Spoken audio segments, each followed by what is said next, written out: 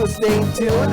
We have another exciting conversation for you guys, and we have joining us on this conversation Mr. Kasim Guman. He's a missionary at the Ahmadiyya Muslim Jamaat, Belize. And so, Mr. Guman, welcome. Thank you for having me. No, it's a pleasure having you, sir. We were talking a bit, chit-chatting a bit before the segment, and you were telling me that prior to being here in Belize, you're in Canada, and that you've been in Belize for about a year.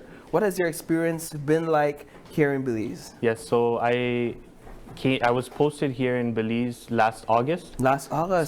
So it's here less than a year. Yes, okay. Yes. So just been out trying to get to know the people and kind of see how I could help the youth especially and Belize in general.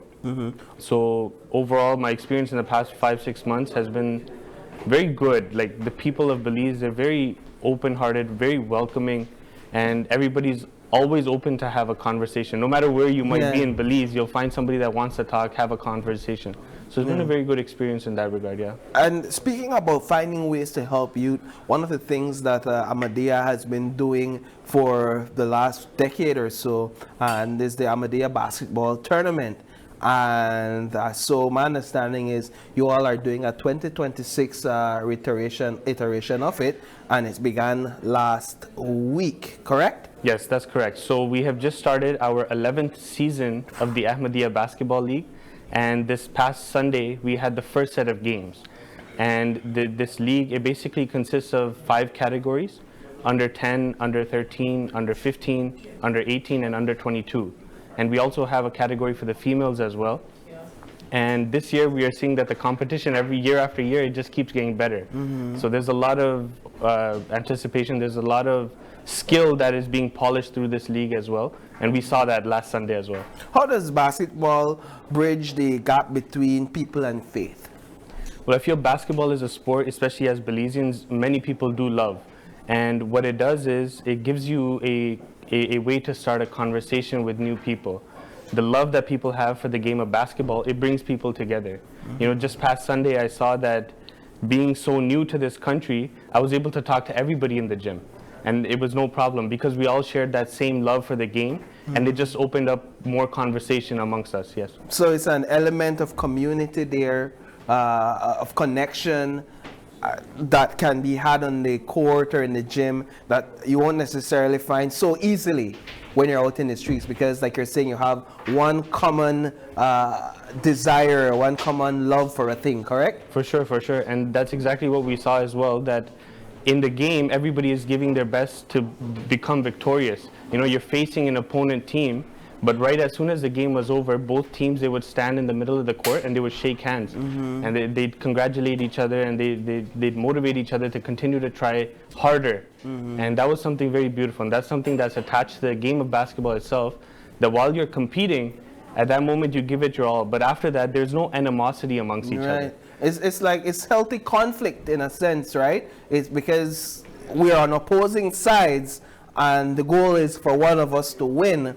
But at the end of the day, we don't do it in a manner that is destructive to the opponent or the other person. They are competition, but at the end of the day, they're still our brothers or sisters, wherever that stands. How many teams are competing this year? So this year we have 35 teams in the total categories. Yes, and those teams, they come from all over Belize. In fact, we even have 4 teams that are coming from Mexico this year. No. Yes. How did you all land that? How did that happen? So it's just been an ongoing communication with them, and there's been a camp in Mexico that they really wanted to bring teams out this year.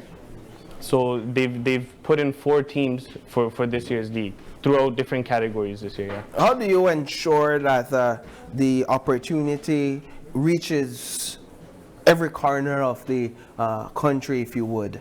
Well, a lot of that has to do with the publicity as well. And then the league itself, it kind of speaks for itself now as well. As you mentioned, that now it's been happening for a decade. So people actually look forward to this league, and they want to play in this league.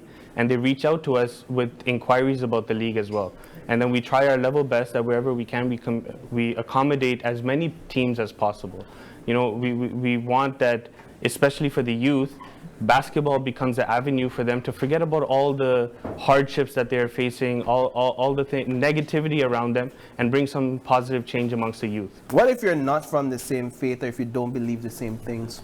There's no problem with that. Like, you'll notice that as Muslims, we are holding this Ahmadiyya Basketball League for the entire Belize.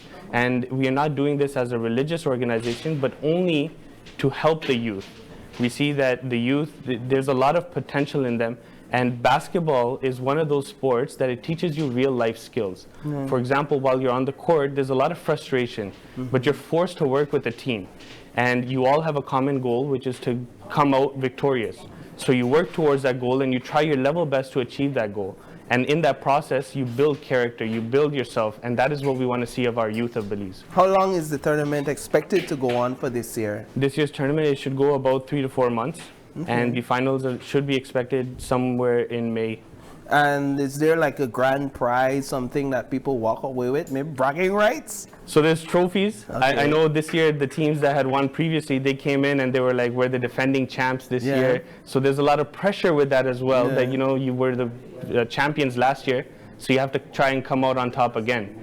So it all basically just comes down to trying to be that team that can call themselves the champions. For those who are interested in attending this weekend, where will the games be held this weekend? The games are currently happening at the hub. Okay. And one game happens at one time. Previous years, what we had was 2 courts would be happening at the same time. But this year, so that we can focus more on the games, there's only 1 game going on at one time. Yeah. All right. Well, any final thoughts? Anything you'd like to add that we may have missed or looked over?